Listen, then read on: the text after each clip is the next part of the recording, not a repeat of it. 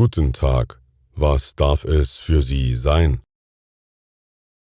Ich möchte gerne ein Brot und einen Kuchen kaufen.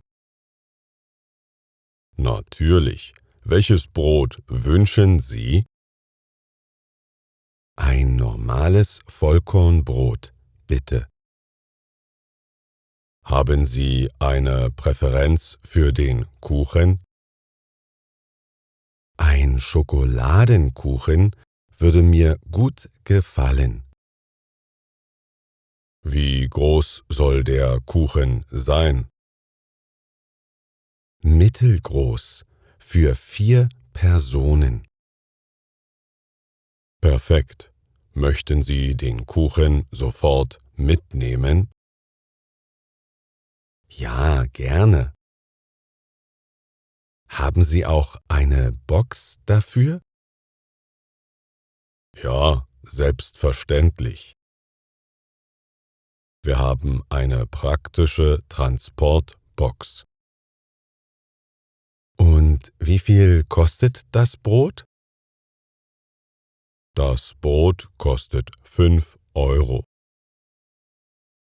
Wie teuer ist der Kuchen? Der Schokoladenkuchen kostet 15 Euro, die Box 2 Euro.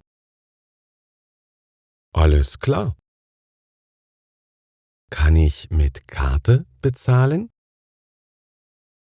Ja, natürlich. Wir akzeptieren verschiedene Kreditkarten. Das macht dann 22 Euro. Haben Sie noch eine Plastiktüte? Die Plastiktüte kostet 50 Cent. Die Tüte ist nicht kostenlos? Leider schreibt der Gesetzgeber es so vor. Aus Umweltgründen sind kostenlose Tüten verboten.